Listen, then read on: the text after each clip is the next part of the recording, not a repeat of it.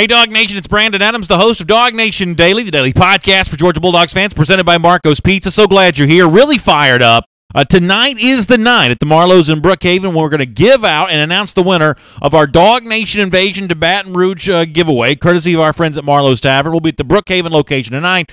Mike Griffith's going to be there. That's going to be a whole lot of fun. In between now and then, though, we've got a great show planned for you today. A lot of weird stuff being said about Georgia around the media world. We'll talk about that. Our buddy David Green, the former Georgia great, is going to be on the program as well. That's always fun. I'll give my thoughts about some of the big SEC games for the weekend, and I guess we'll get around to previewing Missouri here a little bit, too. So it's all on the way next as DawgNation Daily, presented by Marco's Pizza, begins right now. From DawgNation.com, this is DawgNation Daily, the daily podcast for Georgia Bulldogs fans, presented by Marco's Pizza. Here's your host, Brandon Adams. Coming up in just a moment, I'm going to give you all of the details about how you can be with us tonight for our DawgNation Big Game preview at the Marlowe's Tavern in Brookhaven, and how maybe you have a chance to be the winner of our DawgNation Invasion giveaway to Baton Rouge, courtesy of our friends at Marlowe's Tavern. That's all coming up here in just a couple of minutes. Before that, though, I was kind of looking at the show sheet, and we kind of put together a little bit of a rundown before the show each and every day here. And right before we were going on the air, I was kind of looking at some of the topics we have planned for discussion here today. And I guess there's kind of a theme to a lot of this here today, and it's going to end up being this. Am I crazy? Am I a homer, or does this sort of seem like a problem here? You'll hear me sort of ask some version of that question here a lot. Part of it about a Georgia player in a moment, a little bit on the team in general for right now, though. And this is something I'll admit is a bit of a sensitive issue for me, something that I've kind of railed on in the past. There is a guy named Tony Miller who I couldn't pick out of a lineup. I have no idea who this is. But he tweets about the Golden Nugget Sportsbook in Las Vegas. That is a sportsbook that I do know something about. The Golden Nugget's generally a pretty good college football sportsbook. They are, for instance, the famous sportsbook that does the games of the year in July every year, kind of a look ahead to all the big college football games. They're sort of famous for doing that. Some sports books have kind of tried to jump in line in front of them a little bit here over the last couple of years, but the Golden Nugget sort of carved out that niche for itself quite a long time ago, so they have a bit of a voice when it comes to college football, and they have some look-ahead, way too early lines here about how things would potentially go for Alabama if it matched up in the college football playoff national championship game against a slew of the top contenders, Georgia included. Tony Miller here has tweeted about this. If you're watching on video, I want to show this to you. If you're listening, I'll obviously read it and describe it the way we always do here. Tony writes on Twitter, Alabama versus the world. College football championship game odds now posted at the Golden Nugget, Las Vegas. Alabama would be a 9.5-point favorite versus Ohio State. Alabama would be a 10.5-point favorite versus Georgia. More on that in a moment. Alabama, 11.5-point favorite over Clemson. And a 14.5-point favorite Alabama would be over the Oklahoma Sooners. Now, I tweeted this yesterday. If you follow me on Twitter at DawgNation Daily, you may be seeing this and may have seen this yesterday. Many of you had the same response to this that I had. 10.5? Really?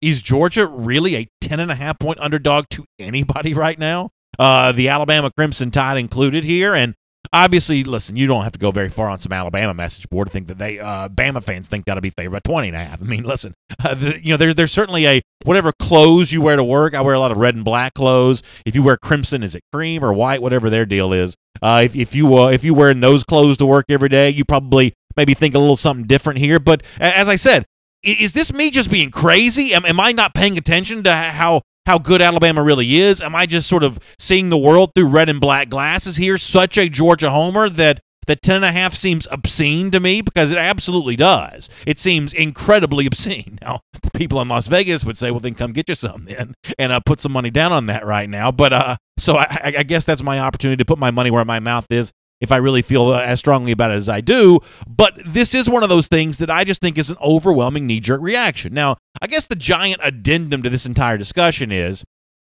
from Georgia's perspective, this is probably a good thing. I mean, how many times in this program have we played that silly audio from Nick Saban talking about rat poison from a year ago? Well, folks, this is rat poison. This is as rat poison as it gets right here. A double-digit favorite, essentially, over the four best teams in all of college football. If you're Alabama, you don't get more rat poison than that. And the fact that Georgia, for the most part, is avoiding all of that is probably good for the team in general. But, as we say all the time around here, this is the daily podcast for Georgia Bulldogs fans. This is not the huddle that all the reporters get in and talk to each other about. This is the show where we sort of congregate as fans and sort of have this sort of conversation sort of outside the bubble from time to time. And one of the things I do hear from fans a lot is a certain level of annoyance with, the way that the media seems to be sort of piling on Alabama more so than ever before, and in some respects, maybe that's coming at the expense of Georgia. And maybe we all find out in January that this really is just the greatest team of all time, that Georgia was really good, Iowa, and this offense is apparently going to score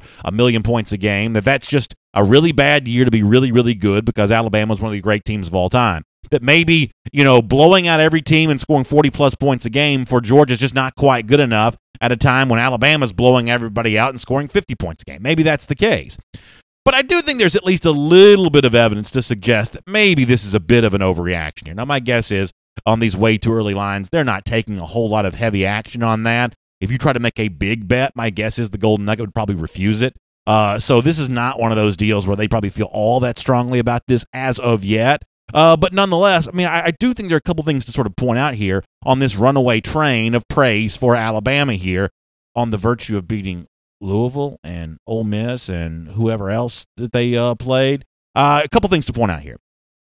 We do have a slight piece of evidence of how these two teams would play when they matched up, and while it's much to the lament of Georgia fans that they lost in January, it was not by some gigantic margin. If anything, Georgia's the one that had the big lead early in the game and saw it slip away there late. Now, I'm not telling you that's a moral victory that Georgia ought to be proud of, but it would at least seem to be a data point to suggest that maybe favoring Alabama by 10.5 points over Georgia is a bit of an exaggeration here at the moment.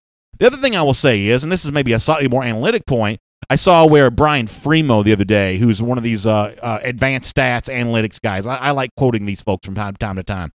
Some of his numbers there for Football Outsiders, he had likelihood of going undefeated in the regular season. Georgia was actually tops on his list in terms of being able to do that at 38%. Alabama was just number 2 at 30%. So the 10.5-point favorite here is not even the most likely of the two to go undefeated during the regular season, at least according to a guy that has no dog in this fight whatsoever and is a bit of a number crunch. Now, the immediate pushback on that is, well, now hold on, B.A. Alabama plays in the rugged SEC West, and Georgia's in the pillow fight that is the SEC East. That may be true, at least in some respects. I would invite you to point this out, though, that there is maybe right now no terrible team in the SEC East. Kentucky just beat Florida. Vanderbilt just played close against Notre Dame on the road. Have you seen Arkansas as of late? So there's at least one terrible team in the SEC West, and on paper, Alabama's two toughest games remaining at LSU, home versus Auburn, is a carbon copy as well of Georgia's two toughest games. Now, the one thing Alabama does have to do still is play Mississippi State. Folks, Georgia beat Mississippi State 37-3 a year ago, or 31-3, whatever it was. Now, obviously, Georgia's lost a lot since then, but through 3 games on the road, including a ranked South Carolina opponent, I think thus far, any questions about Georgia replacing its departed stars from a year ago, for the most part, that's all been answered. And also, it's probably worth pointing out that none of this matters at all. This is essentially a fictitious point spread about a game that actually hasn't even been scheduled yet. I'll certainly admit I'm getting sort of, what's the phrase, the cart well in front of the horse on all of this, but let's face it, in a year in which Georgia's going to win most of its games in blowout fashion, comparing its blowouts to Alabama's blowouts may be about the only thing worth talking about sometimes in terms of this inevitable clash between these two teams in December and what very well might be a rematch in January. Luckily, though, while I get sort of fixated on this stuff from time to time, Kirby Smart's not worried about any of this. When he was asked this week during his weekly press conference what his thoughts were and how Georgia sort of fits into the conversation and the rest of the division, the rest of the conference, as you might imagine, Kirby Smart showing that laser focus for which he's famous. We're focused 100% on Missouri because we know what they've done. We know how we felt during the game last year when there were some times they were really explosive on us, and we've got to go out and focus on playing these guys. As far as the rest of the SEC East or SEC, I can't tell you. I'm not concerned with it. I'm really focused on the challenges that Missouri presents, which is really big physical players, experienced quarterback, a tough place to play, all the combinations that you look for. They've got good players at each position. And that is obviously, if you're a fan, exactly what you want to hear your coach say. And as I guess a way of sort of wrapping up this entire conversation, if I'm right, and Georgia really is keeping pace with Alabama a little bit better than some of the national reporters or Las Vegas odds makers seem to be suggesting they are. If Georgia really is doing a better job of keeping pace than people outside Dog Nation realize, then Saturday does become a day to prove that. Georgia will go on the road as about, 14.5-point favorite the last time I saw it at my bookie. About a 14.5-point favorite or so. I'm not sure the line's settled in at right now, but it's been around 2 touchdowns all week, give or take one side or the other of that. Georgia will go on the road as a big favorite and really flex its muscles and blow out Missouri again. That's sort of what I assume that's going to happen. If it doesn't, if Georgia plays Missouri close, that's not likely the thing that Alabama would do right now, which maybe makes the odds makers who've put a gap between Georgia and Alabama look a whole lot smarter. My guess is, though, Georgia will continue to validate its performances week after week after week. And when these two teams do showdown in December in Atlanta for the SEC championship, my guess is Georgia's going to play a lot better than some of the folks in Las Vegas expect. My name is Brandon Adams. This is Dog Nation Daily, the daily podcast for Georgia Bulldogs fans, presented by Marco's Pizza. Good to have you with us. Live on video, 10 a.m. Dog Nation Facebook, YouTube, Twitter feed, on the radio at noon, with my friends in the Classic City on Athens Sports Radio 960 The Ref, and in podcast form. Pretty much wherever you can find podcasts, you can find Dog Nation Daily, the Apple Podcast Player, the Google Podcast Player for the Android devices, the world-famous DawgNation.com, SoundCloud, everything else. Just really, really glad to have you here on Dog Nation Daily today, presented by Marco's Pizza. And speaking of Marco's Pizza, got another tweet yesterday from somebody, and, one of the things I describe a lot, and I wish I had this tweet, I'd show it to you on screen. I talk about on Sundays, after a long day of college football on Saturday, which I dearly love, but also leaves me entirely depleted. There's nothing else I love more than sort of sit on the couch, pajamas on, Marco's pizza box in the lap, and just watching a little, NFL, red zone, whatever else. And somebody actually sent me a picture of themselves yesterday doing exactly that with the Marco's pizza right there in their lap. I love to see that. I'm sure they took advantage of a great offer. 2 medium, 2-topping pizzas for $6.99 each. It's every store, every day, the Italian way at Marcos.com. I'll be very, very blunt. The fact that so many of you have chosen to support Marco's Pizza is awesome for us here at Dog Nation Daily, because Marco's is a huge supporter of us and a huge fan of all of you in Dog Nation. They are great, great partners, and I appreciate you partnering with them the same way that you partner here with Dog Nation Daily every single day. Before we get back to some stuff involving Georgia football, let me also mention one more thing here to you. I am really excited about tonight. This is one of those great moments in which we get to sort of get out of this box, this studio that we do this show from each and every day, and kind of get into the real world here and talk to some real folks about their feelings about Georgia. We call it our Dog Nation Big Game Preview, and we're looking ahead tonight to the game against Missouri at the Marlows in Brookhaven from 6 to 8 p.m. It's all going down Marlows, Brookhaven, 3575 Durden Drive in Atlanta. If you're listening, I'm going to say this address for you one more time. It's 3575 Durden Drive in Atlanta. Write that down. We'll see you tonight, 6 p.m. at the Marlows in Brookhaven. Obviously, I'm going to be there. Our buddy Mike Griffith from Dog Nation is going to be there. Many of you want to sort of see him at a Dog Nation event. Some of you want to kind of corner him and give him a piece of your mind. But nonetheless, you want to see Mike Griffith tonight. That's going to be a lot of fun right there at the Marlows in Brookhaven. That's going to be great. And in addition to that, here's the thing I'm the most excited about. We are going to announce live tonight the winner of our Dog Nation invasion to Baton Rouge, courtesy of Marlowe's Tavern. A winner and a guest on their way to the big trip with us coming up in October. We'll announce the winner of that tonight. And if you show up at the Marlowe's Tavern, you got one more chance to register and get yourself included in that giveaway, that drawing for your chance to win. That's going to be really great stuff tonight. Marlowe's in Brookhaven at 6 p.m. I hope that I get a chance to see you there. And if I do, please come up and say hello to me, because I'd love to shake your hand and say thanks for your support of Dog Nation. All right. With all of that out of the way, I said off the top of the program that kind of one of the themes today is going to be, am I crazy? Now, there may be a lot of reasons to ask if I'm crazy on a given day, but I think this is another example. Jordan Rodgers, who I don't have any kind of beef or gripe typically with whatsoever, had his ranking on Twitter of the SEC quarterbacks. Now, I want to show you the ranking here in particular, and I want you to see how low on this list that Jake Fromm is. It's Tua Tagovailoa 1, Drew Lock 2, that's who Georgia plays this week, Nick Fitzgerald 3, Kellen Mond 4, Kyle Shermer, the Vanderbilt quarterback 5. Then you get to Jake Fromm 6th, one stop ahead of Jarrett Stidham at 7. Now, I see a red arrow pointing up next to Fromm's name. I'm assuming that means that he moved up on the list after Middle Tennessee State, a game in which he barely played. So before last week, Fromm was no better than 7th on this list, which I think is incredibly insane on the part of Jordan Rodgers here. He obviously got a lot of pushback from a lot of Georgia fans on Twitter, some other folks, and he kind of goes on to kind of go into Fromm a little bit more. Let me show you another one of these tweets where he's kind of explaining why Kyle Shermer, the Vanderbilt quarterback, ranked ahead of Jake Fromm. Rodgers says, I would argue if you put Shermer on Georgia with the talent around him, running game and defense, you would have a much different perception of him. And if Fromm was on Vandy having to carry the load with no running game and an average SEC defense at best, he would have very different numbers. I agree with Rodgers on that. Fromm's numbers would be very different. But am I crazy to say that if Fromm was on a team where he was asked to throw the ball a lot more, he'd have much higher numbers? He's completing 80% of his passes for more than, almost 10.5 yards per attempt right now. I'm talking about yards per attempt, not just yards per completion, but yards per attempt. I would suggest on a more pass-happy offense, you would see a whole different version of Fromm. But Rodgers wasn't done. He goes on to say that he doesn't even think that Fromm's going to get drafted when he leaves Georgia. Here's what Rodgers says. I would put money on that. Aaron Murray was a similar build, but way more talented, and put up all-time numbers in the SEC. Was still only a 5th-round pick and didn't stick in the NFL. Jordan Rodgers says that Jake Fromm is an undrafted free agent from a skill standpoint. That's the dumbest thing I've ever heard. Now, ultimately, I don't really care if Fromm goes on to a great NFL career or not because I'm not that big of an NFL fan. I'd love to see Fromm make a bunch of money and become, a sort of a household name there.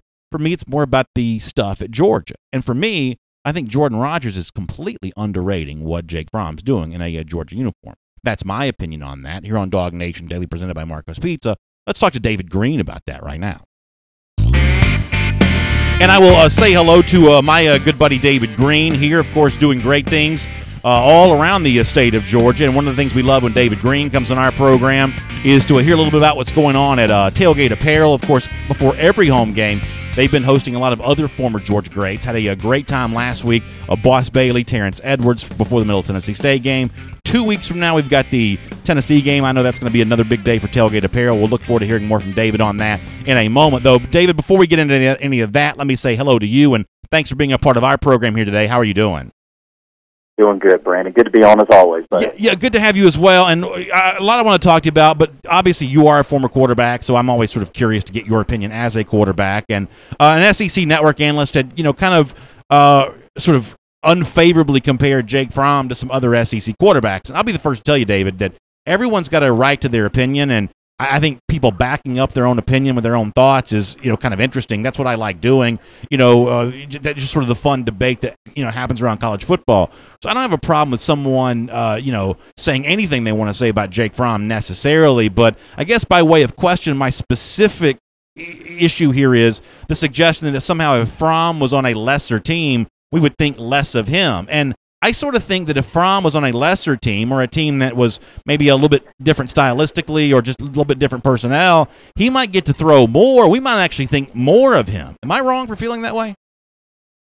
Yeah, no, I don't think you're wrong at all. And look, if you put any quarterback on a lesser team, you're going to think less of him. I mean, let's face it. I mean, this is if you don't have an offensive line that's going to give you time to block, if you don't have receivers that can make plays, yes, of course, as a quarterback, you're not going to perform as well. I mean, it's not just you as a quarterback. I mean, it takes everybody working together. You got to have players around you to be successful. But look, you're going to have to look very, very hard to find a knock on what Jake Fromm has done so far since he's been at Georgia. I mean, as a true freshman, to be able to take his team all the way to the national championship game and really put us in a position where we could have definitely won the game. What he's done so far this year, I mean, has he even played in, the fourth quarter of a ball game this year? Yeah, I mean, I really think it's a stretch to point out any kind of negative of what he's been able to do thus far in his career.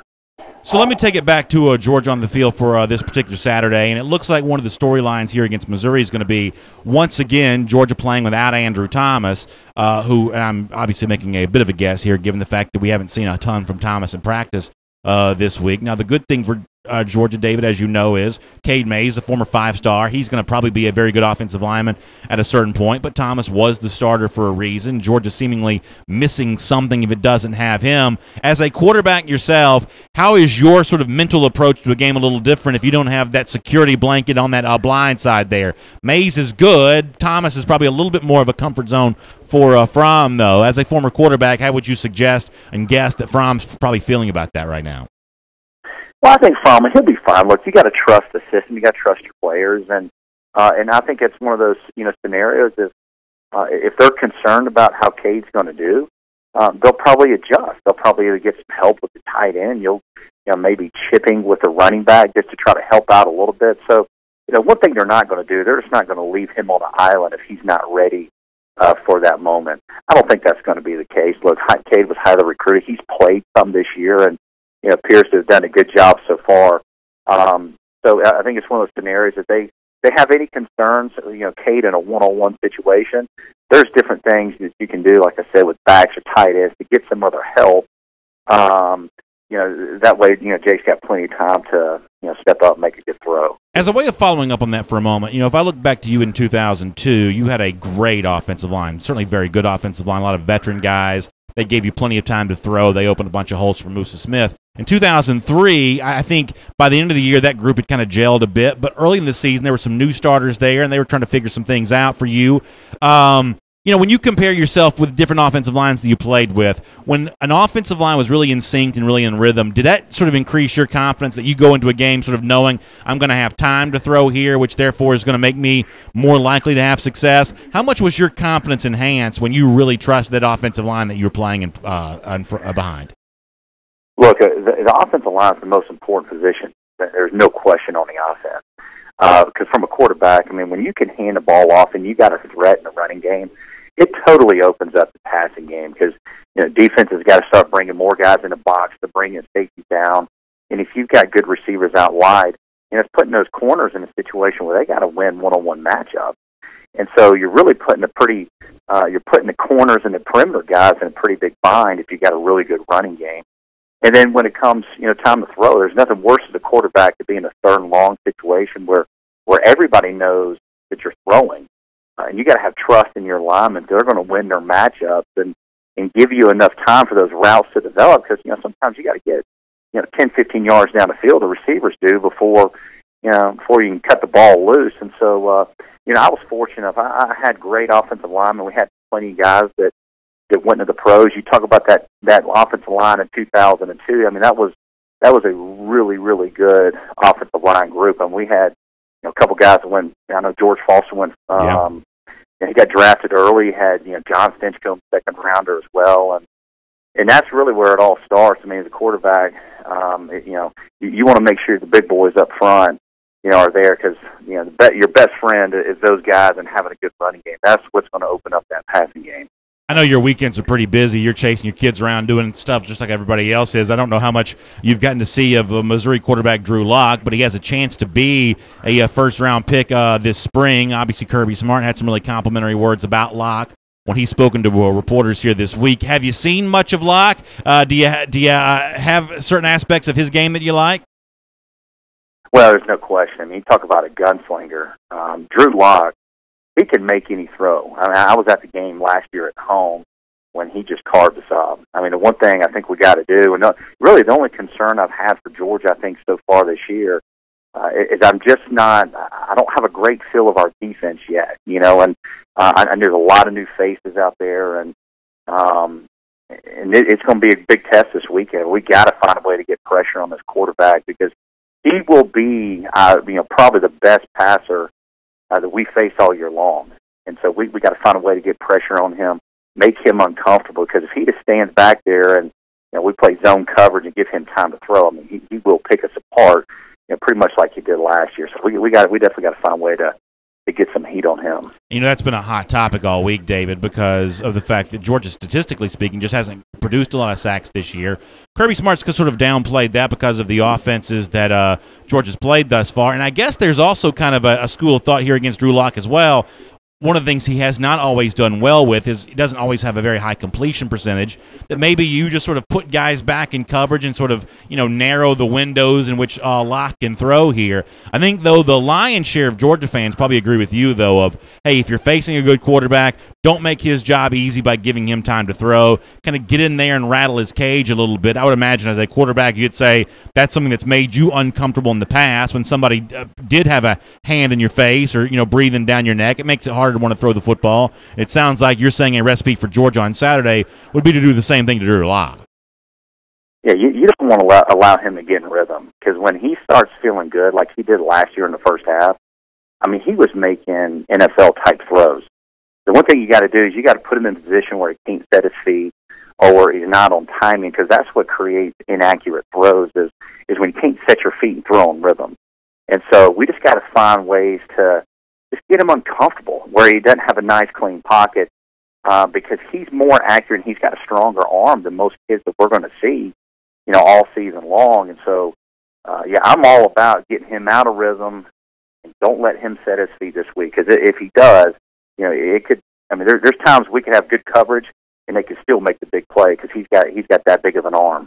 I want to finish with a chat about tailgate apparel in downtown Athens for next Saturday before the Tennessee game. Before that, though, let me squeeze in one quick final question. David, last week you said, hey, for the players playing a game at noon, it's probably not that big of a deal. Their body clocks are going to be kind of okay with that. How about 11 a.m. Central, which is what Georgia's going to do on Saturday against Missouri? I don't remember how many 11 a.m. local times you played back during your career. And I mean this in all sincerity. Is there any difference when you're like in the Central Time Zone and you're playing 11 a.m. kick there? What does that do for Georgia, for the good, for the bad? Does it not even matter at all? Yeah, it doesn't really matter. I would say one time zone difference is not a big deal. Now, if you live in Seattle and you go and play in Atlanta, that could be a different deal because your body clock is off.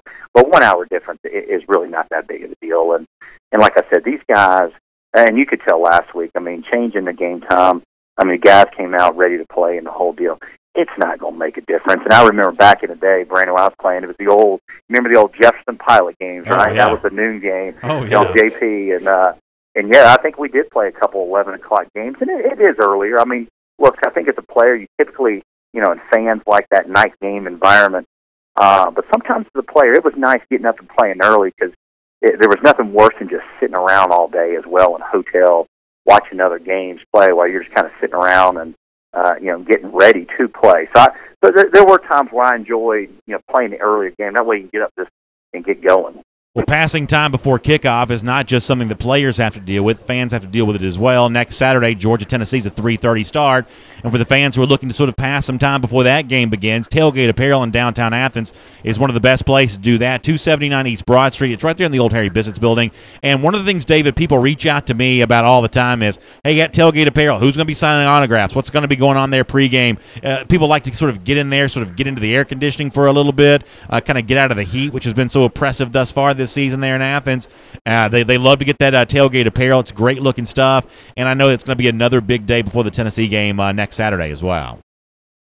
Well, there's no question. Now, fans, unfortunately, they got to downgrade a little bit for Tennessee because they're going to have me coming in for the signing. I'm going to be in there from 1:30 to kickoff. I think it's a 3:30 kick. I would typically be there earlier, but my son's got a game, so I'll probably be there, coming in on two wheels at 1:30. And I'm trying, it's not confirmed yet, but I'm trying to get my boy Veron Haynes, if he's planning on coming to the game. I'm going to try to get V to see if he can come in as well, and we can do one together. Oh, yeah. So that'll be a lot of fun. But I'll definitely be there from 1:30 to 3:30.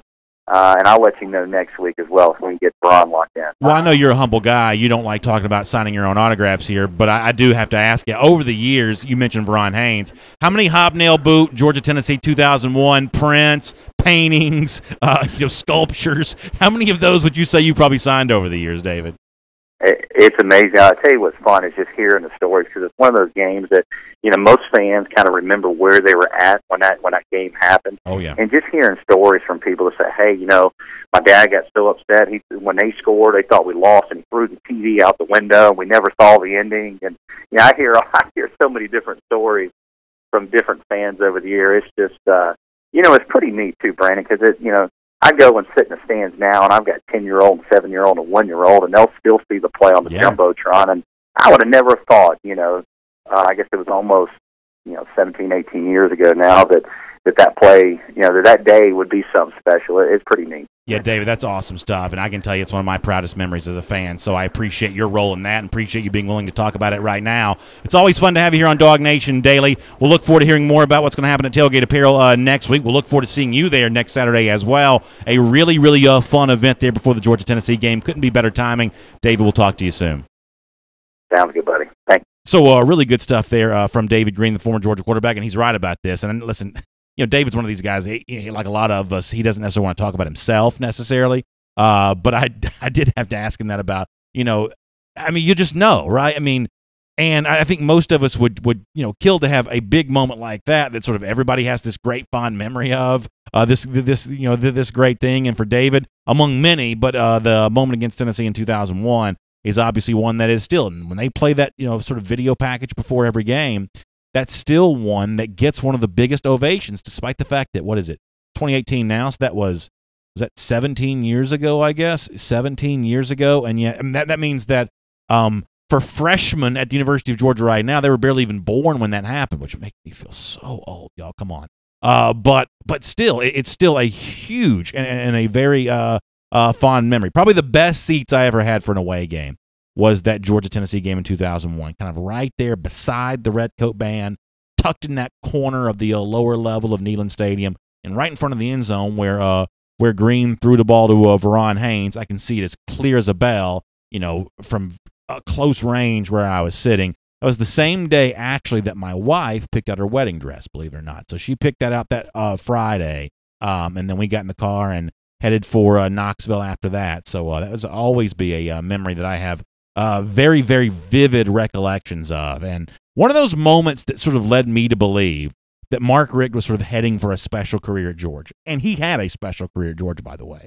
It may not have ultimately ended up being exactly what he wanted to be, what many of us wanted to be. And it may stand the test of time as being somewhat less than what Kirby Smart's building at Georgia.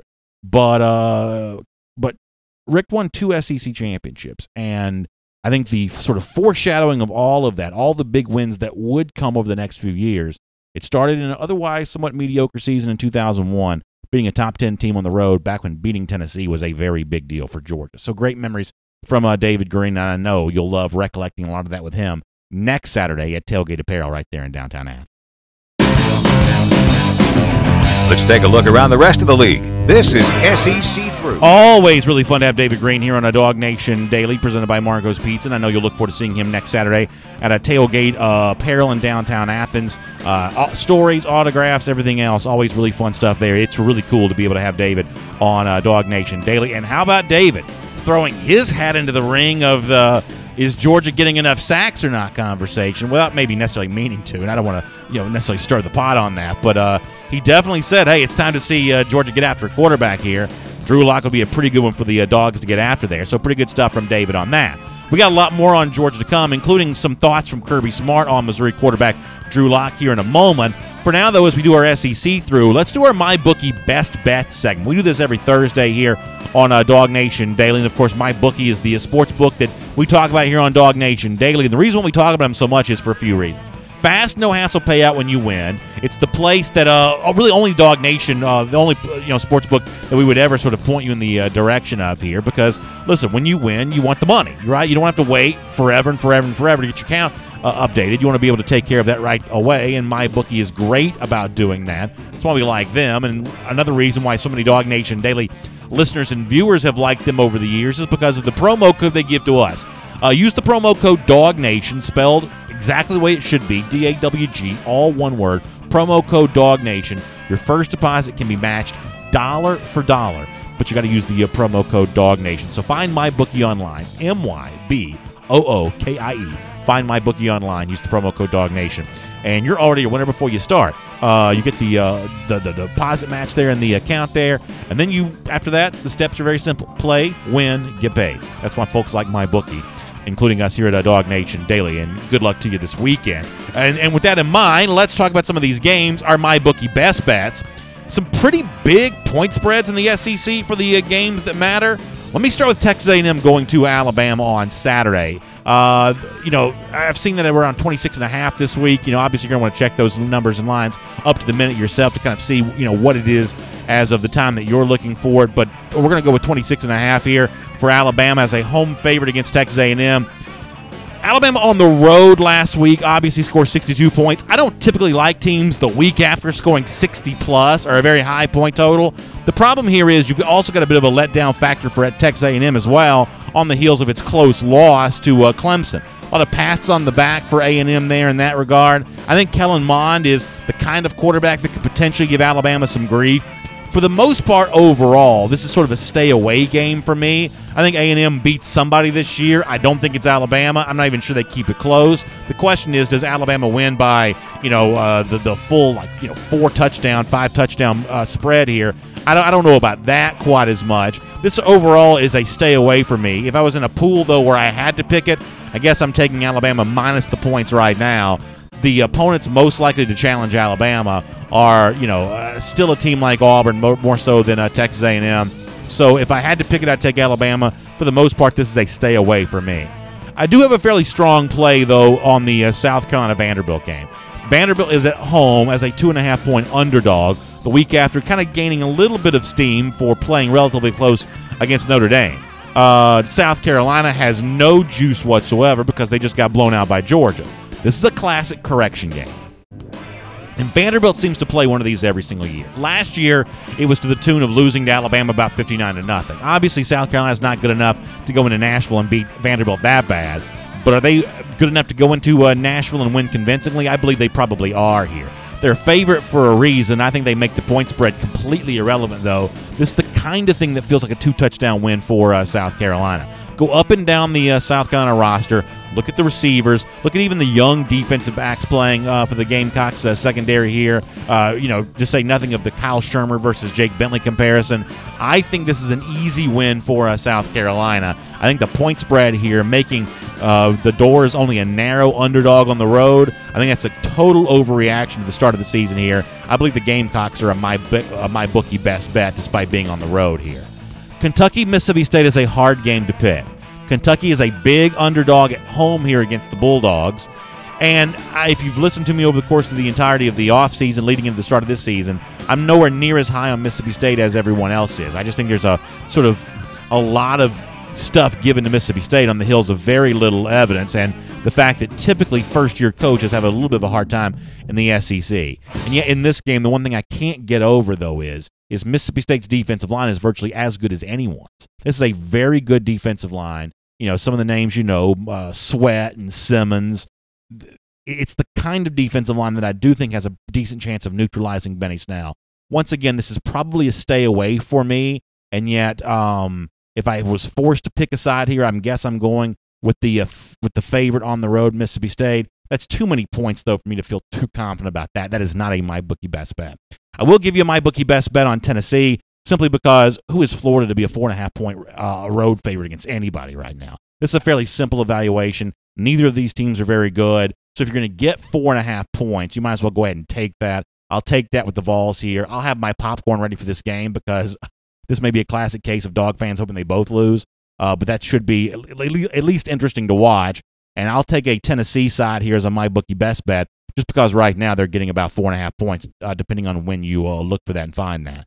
Then finally, Arkansas at Auburn. Auburn's a big, big home favorite here because Arkansas is really one of the worst SEC teams we've seen in quite some time. But things may not be peachy at Auburn right now either. I saw some online chatter this morning. There's a chance that Nate Craig Myers, I guess, is considering leaving that program. I know they've already lost another player to transfer here this week. Auburn's obviously going to win this game easily. Be careful in assuming it's necessarily going to be 30 points, though, because that Jordan-Hare Stadium could be pretty deflated on the heels of what happened last Saturday against LSU. This is an easy Auburn win, but the point spread, depending on when you look for it at MyBookie, is going to be pretty high. So be careful with that. Don't just assume that's a MyBookie best bet because it's a good team versus bad team, and we'll make that your SEC through. And as I said, good luck with those bets at MyBookie here this weekend as well. And on DawgNation Daily, presented by Marco's Pizza, let's turn our attention back to the Georgia Bulldogs against Missouri on Saturday. And let's preview Missouri here a little bit because I think some of the things that Kirby Smart has said about the Tigers here this week have been pretty interesting, including the fact that this may be a slightly different team led by Coach Barry Odom in 2018 than it was in 2017. Some changes afoot here, maybe brought upon by a last name at least that Georgia fans know. Here is Smart talking about his relationship with Missouri coach Barry Odom and kind of why Missouri may look a little bit different this year than it did in Athens a year ago. I've gotten to know him well, got a lot of respect for him. He's a really good ball coach. I thought the job he did last year was just remarkable, to go through the tough start they started with and then to come in and really play us tough and then to go on a 9-1 streak is what they've been on. And they got a really good football team. Obviously a premier quarterback in the country, a premier wideout in the country. They're really big. They've got massive tight ends. Their front on the defense is leading the SEC in rushing defense, and they're really physical up front. So when you look at them as a whole, they're built SEC built. They're really a physical team, and I think he's done a tremendous job. They've made a commitment to the run game this year with the hiring of Derek Dooley. They're trying to run the ball and be more physical, and they've done that in their first games. They got good backs. I take Smart seriously and at his word when he talks about Missouri being bigger. He said that enough that must really matter to him. I also think it's interesting that he's predicting that Derek Dooley is going to be a little bit more of a run-oriented offensive coordinator.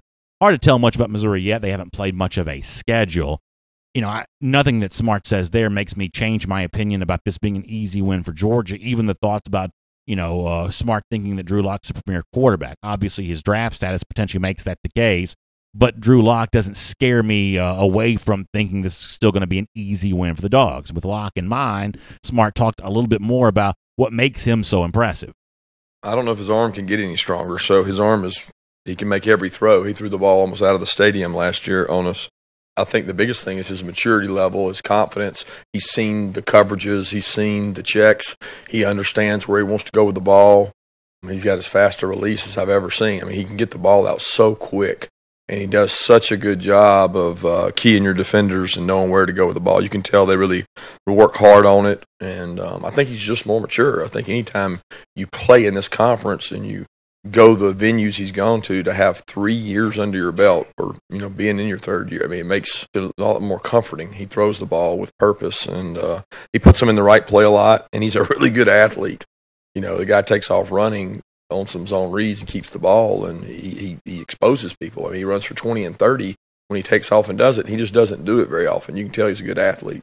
So I got a lot of respect for him, and you can tell the way he runs and scrambles and throws the ball, he's a competitor. Kirby Smart's obviously doing what he's supposed to do here, which is, talk up his opponent. I think, though, that for the most part, the chatter among media class about Missouri this week is coming because there's just an insatiable hunger right now to see Georgia play any kind of game that's going to be interesting. But if you want to put this game in a category, I think it's far more likely that this game ends up being in the category of games like the South Carolina blowout, a lot more so than a kind of close game like you might see against LSU or Auburn. So, that's kind of my thought on that. Overall, I just don't think, Drew Lock aside here, Drew Lock included, I don't quite think that this Missouri team's good enough to challenge this Georgia team on Saturday, but obviously Smart's seen some things that he likes. As we sort of transition towards Friday tomorrow, we'll talk even more about, what to expect from Missouri on the field in that particular game. Let me also add this, our Gator Hater Countdown, we do it every day. We believe that 37 days from right now, Georgia goes back to Jacksonville against those lousy, stinking Gators. We think Georgia wins again. It's our Gator Hater Countdown right here on our DawgNation Daily, presented by Marco's Pizza. Appreciate you allowing us doing that every day. One more thing to mention. Obviously, we're aware that J.R. Reed was not spotted at Georgia practice yesterday. That's a potential issue worth paying attention to. We don't know enough about that yet. I'm assuming that's probably not that serious, but that's obviously something we'll monitor and talk more about as we get closer to the game. Georgia does need all hands on deck in the secondary. We'll see you tomorrow right here on DawgNation Daily. And on video, thanks for being with us. We'll have time for your comments here coming up. Appreciate all of that. Let me pop over here to Facebook first, and we'll kind of dive into some of this. Good stuff I thought from David Green today, for what it's worth. Loved his thoughts on what it's like playing quarterback, and I love the recollections of 2001. That's always fun with David. Also, pretty candid comments there about the Georgia pass rush. Also interesting as well. Amos Williams says, everyone don't be surprised if we keep Missouri out of the end zone all day. The media has, fed our defensive line with bulletin board material all week. Yeah, that may be true. Junior Baker also says Missouri just gave up 37 points to an 0-3 Purdue team. Good luck stopping Georgia. Yeah, I kind of agree with Junior on that as well. Listen, this is not me just saying whoever Georgia's playing, they're just going to steamroll everybody. I mean, I'm telling you right now, Georgia is likely to play at least a couple of close games before the end of the season. I think we know which games those are most likely to be. I do really believe that through, 3 games thus far, the media hasn't gotten to write much about Georgia. And it's not Georgia's fault that it blew out South Carolina as a ranked team on the road, but that game sort of ends up feeling a lot more like Austin Peay and Middle Tennessee State than it does some sort of defining moment of the season here. And so there's this tendency to sort of turn Missouri into, the 85 Bears here, just to sort of give something, of potentially interesting storyline. This is the same wishful thinking that happens before the South Carolina game. People do not want this season to be a boat race. They don't want it to be an easy foregone conclusion in the SEC East. Not because they hate Georgia. I don't think anyone, has some sort of specific bias against Georgia, but everyone in the media is sort of biased against boredom. Everyone's biased against that.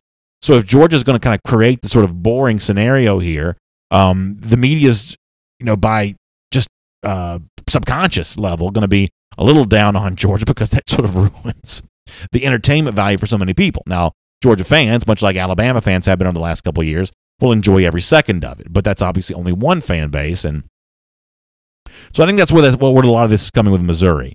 It's an easy yarn to spin because Locke is a first-round draft pick maybe, because the FPI data from ESPN gives you at least a little bit of hope for Missouri. It's been floating around 78.1% or something like that.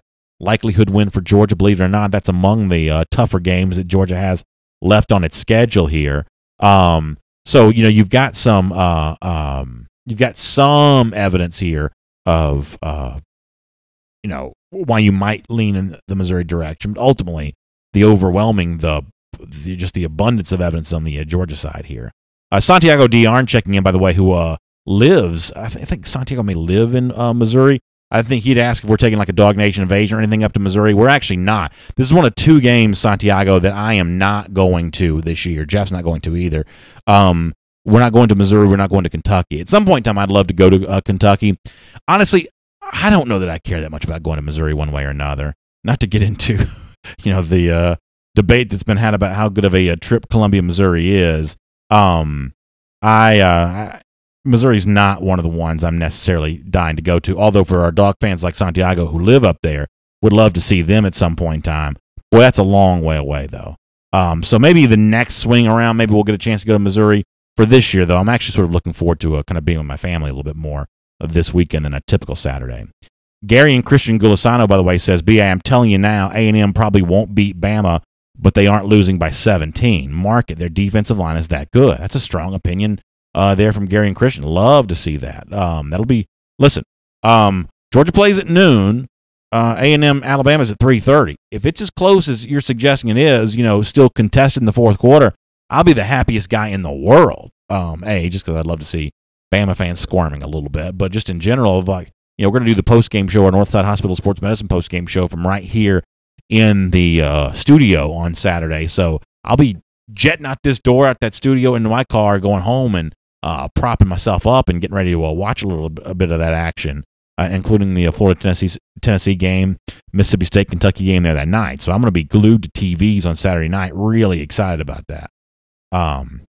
Mickey Brady says, man, we sure going to need Reed come Saturday. All hands on deck, BA. I agree with you about the secondary. Mickey, I agree with you as well. That's good stuff. Willie Gray says, anyone realize we may have to beat Bama twice to win a national championship, or just me? Willie, that's a really interesting subplot to think that could happen.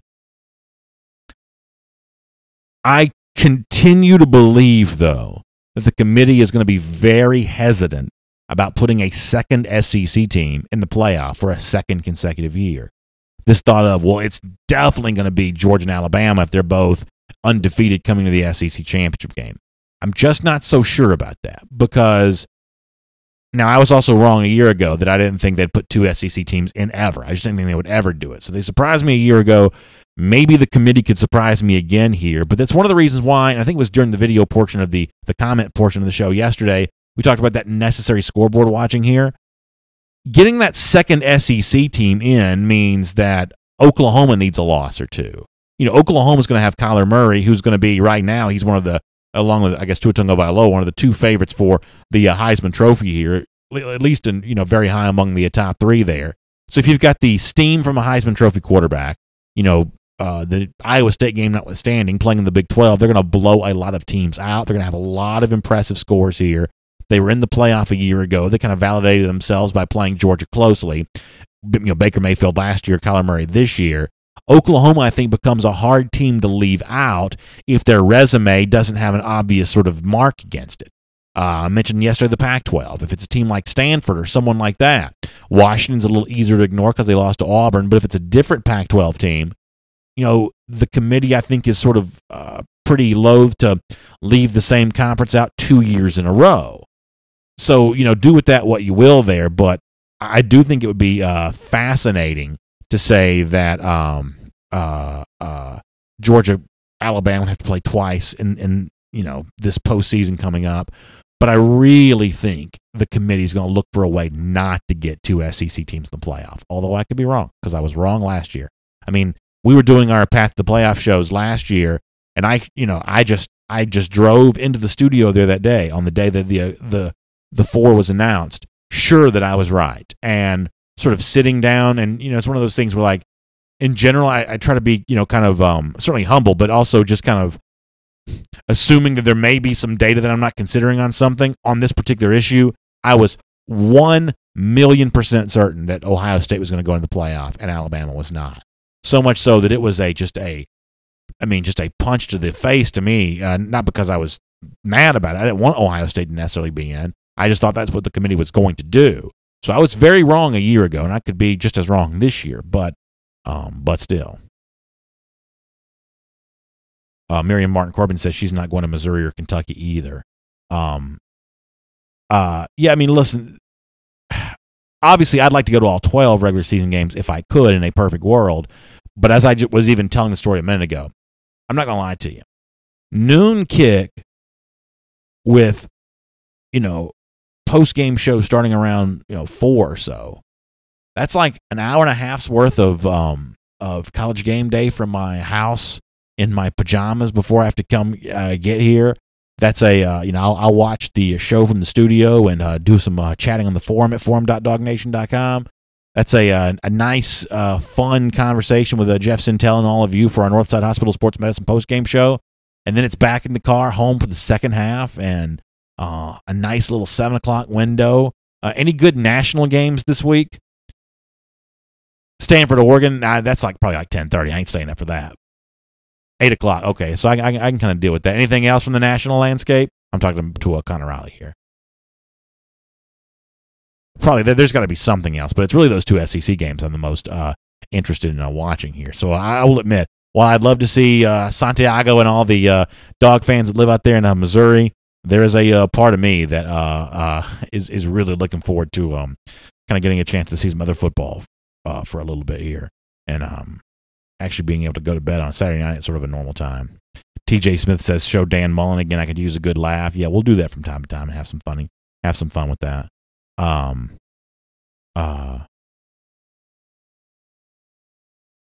me go over to YouTube for a moment. I haven't been to a YouTube yet today, and I don't want to shortchange our friends over there. All right, over on the YouTube side of things, Matthew McGahee says, so Tyreek McGee is back and healthy to play. People keep dissing our secondary in the media.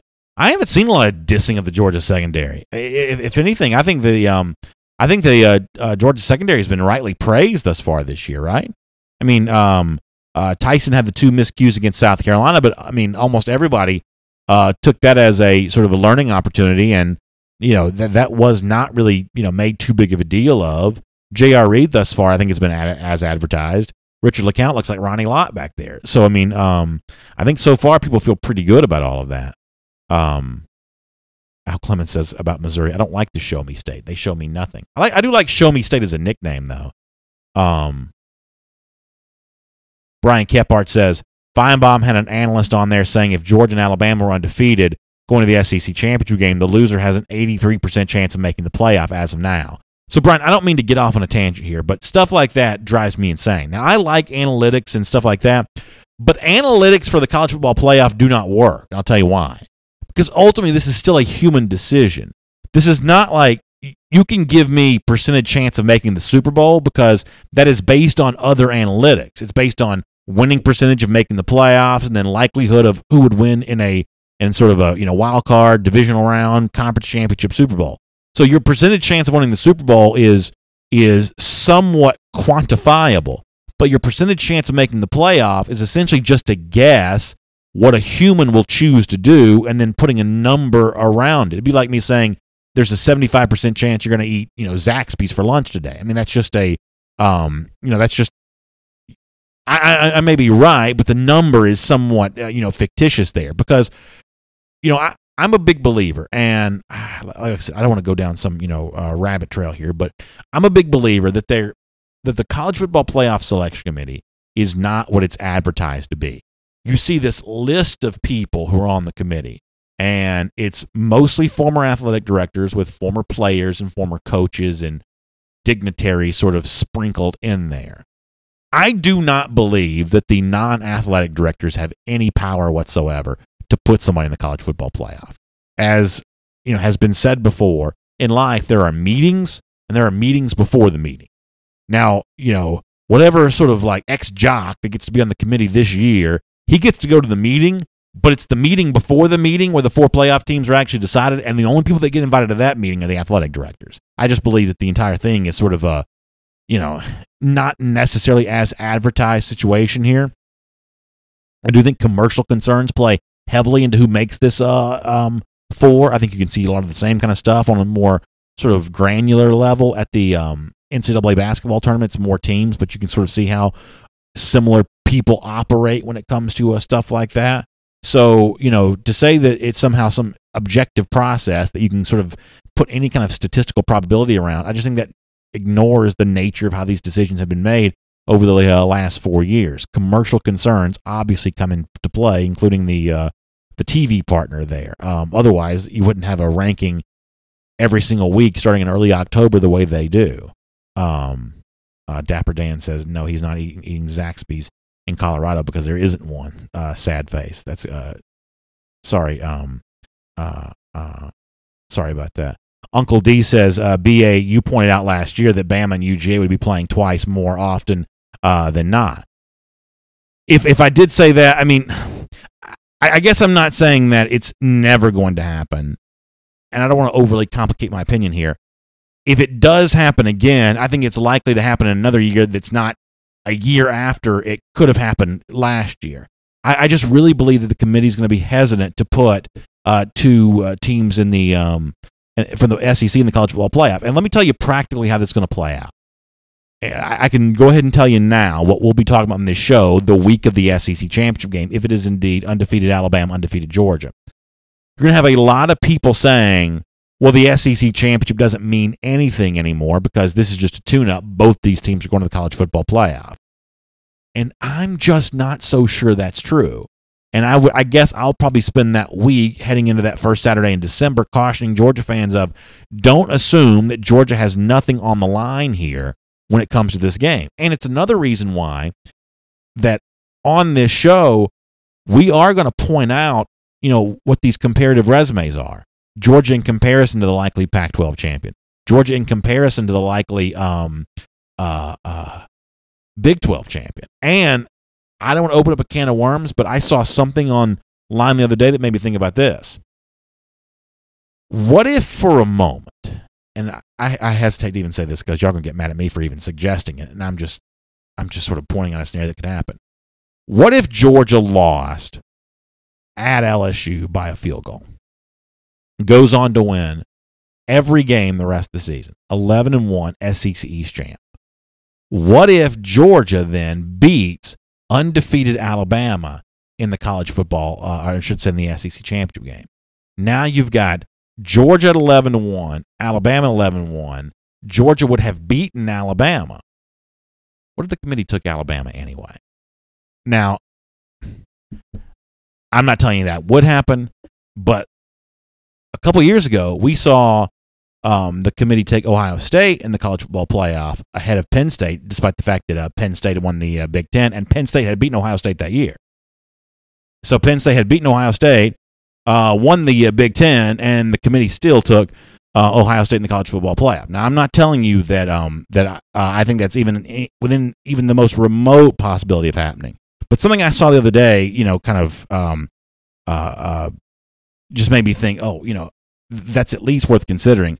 There are going to be a lot of intense debates, in other words, about how this playoff thing plays out here. A lot of stuff like that. Mike D says we should get David Green to make us a tailgate apparel jersey for Eddie. Yeah, I think it's going to be kind of funny to see. Eddie's already evolved a good bit since he's been on set here with us. I think it's going to be kind of fun to sort of watch how he evolves in the years to come when it comes to stuff like that. I think it'll be really kind of cool. All right, let me get a few more Facebook comments. Mark Godfrey says that B.A. fell and bumped his head this morning. Yeah, Jennifer P.V. Watson says, don't speak those nasty words. Yeah, I knew I'd get in trouble for even bringing that up. I knew I'd get in trouble. I'd get my wrist slapped for even bringing that up. James Reed says, I feel all Power 5 champions and 3 wild cards for an 8-team playoff would solve the problem. I sort of agree with that too, James. I do think it would solve the problem. I think that the committee itself, though, doesn't think it has a problem. I think what the committee would view as a problem, this is why I think that some people are against an 8-team playoff. You could get into a scenario where in an 8-team playoff, you run the risk of having a Final Four that doesn't exactly look like Final Fours are supposed to look. I mean, last year was not a perfect scenario for the committee because it was 3 teams from the Deep South, but Clemson, Alabama, Georgia, to go along with Oklahoma, those are major college football powers, and for the most part, that's a really legitimate process. I think for the committee's sake, the first playoff was about perfect, where you have big macro program Alabama, you've got Florida State, which is a pretty big macro program, then you got the Big Ten champion Ohio State, the Pac-12 champion Oregon. Oregon had a fairly sizable national brand there at that time. I think the committee loves it when it gets that sort of like 4 corners of the country involved here. All big major programs with huge fan bases. Ohio State's alumni base is hundreds and hundreds and hundreds of thousands. I think that's what the committee really likes. I think one of the risks it would run of an 8-team playoff is you could whittle it down to 4 and have what you have in some basketball Final Fours where it's Xavier, Drake, Duquesne, and Dartmouth or something like that. I mean, I think that's what you kind of worry about when it comes to stuff like that a little bit. Matt Turner says riot. That's not what I'm trying to incite. Although I guess I'm partially trying to say here is y'all better buckle your chin straps, because by the time we get to late November and December, there's going to be some argument that's going to be had that's going to make you furious. I'm just sort of trying to warn you now that I'm already kind of watching some of this kind of stuff, or at least watching where it may be coming from. I mean, this is going to be the thing here when you get to that late portion of the year, because the odds are I just don't think Georgia's playing that many close games. We are not getting worked up week to week over who Georgia's playing and what Georgia's doing. Just most of this season will be the kind of, scoreboard watching beauty contest stuff. And listen, we got knuckleheads saying crazy stuff on the internet now. When this thing gets even closer to being over with, what do you think's going to be said then? So y'all just better be ready. Better be ready. People are mad at me for even bringing that up. It was not my intention to stir the pot with that. That's all I can say. I may should get out of here before y'all storm the castle on me here. Monty Moon says Tua's going to have a game where he throws multiple picks and gets benched this year. Saban can't stand turnovers. I guess, Monty, there is a part of me, and I'll admit, this is not a completely objective opinion, but there's a part of me that wonders, is it really going to be that easy, for the people who've said Tua Tagovailoa literally walks on water and, heals the sick and, brings sight to the blind? Is it really going to be that easy for Tagovailoa this season? At some point in time, does he falter a little bit? Because playing quarterback is hard. It's really hard to do. And Alabama's going to overwhelm most of its opponents, but, even very good Alabama teams haven't been perfect in the past. This Georgia team, which I think is also very good, my assumption is it won't be perfect. I talked about Jake Fromm a little earlier, kind of came to his defense against Jordan Rodgers. I still don't think Fromm's going to have a perfect season this year. He'll probably have a bad game at some point in time. That assumption I have for Fromm, I also have for Tungo Vailoa as well. So I'm kind of watching that, just like everybody else. The Green Soldier says the playoff committee has some serious suspect people on it. Some don't need to be there. Yeah, I think for the most part, the people that you assume are suspect just don't have any power whatsoever. I really think there's a lot of window dressing, packing peanuts. There are a few people who are making the real decision, and you can sort of look at their titles and know who they are. And there are a few other people there that sort of make it appear to be some august body. But for the most part, those are what's the fancy phrase for this? Like ex aficionado members. They're not actually, full voting power, whether they know it or not. And what I sort of feel sorry for them is if they're in there, just with like reams and reams of data for why they think, some oddball team should be in the playoff, and they're not getting any consideration whatsoever. Really good comments going on in the YouTube comment section. I love to see the back and forth between all y'all. I really enjoy that. So it's going to be fun to watch. Now, obviously, necessary sort of addendum to all this conversation is Georgia's got to continue to do its part. I do feel pretty confident that this is a team that's certainly capable and focused enough to do that. But on Saturday, that means, and I'll be very careful how I say this, I don't want to see some Jacob Eason, Isaiah McKenzie moment here in the fourth quarter to sort of get out of Columbia, Missouri by the skin of Georgia's teeth with a win. That's not what I'm looking for on Saturday, and I think many of you kind of feel the same way here because Georgia is trying to keep pace with the national elite right now. And so I'm looking forward to seeing that on display. And plus, it's just sort of fun. When you saw this team go to the other Columbia 2 weeks ago and just really flex its muscles against South Carolina and just suffocate the life out of that team. As a Georgia fan, that's a pretty fun thing to watch. I know many of you feel the same way, and we'll hopefully look forward to watching that on Saturday and look forward to seeing you tomorrow back here live at 10 a.m. for a DawgNation Daily Live presented by Marco's Pizza. Tonight, I'd love to have you come on by and join us at the Marlowe's Tavern there in Brookhaven for our DawgNation Big Game Preview. Of course, as we've been also telling you as well, the DawgNation Big Game Preview is also where we're going to be announcing the winner of our DawgNation Invasion Baton Rouge giveaway, courtesy of Marlowe's Tavern. We'll announce that live tonight. If you come by, you can also register for one more entry there in that contest there. Have another chance of winning that one. You and a guest could be on your way to us to Louisiana for a blast coming up later on in October in both New Orleans and Baton Rouge. That is going to be really, really fun. We'll have the podcast portion of this program posted here in a couple of minutes. We will have DN90 a little bit later on today, and then I'll see you tonight at Marlowe's at 6 in Brookhaven, tomorrow morning at 10, as I said, right back here for DawgNation Daily Live, presented by Marco's Pizza. Y'all have a great day, everybody.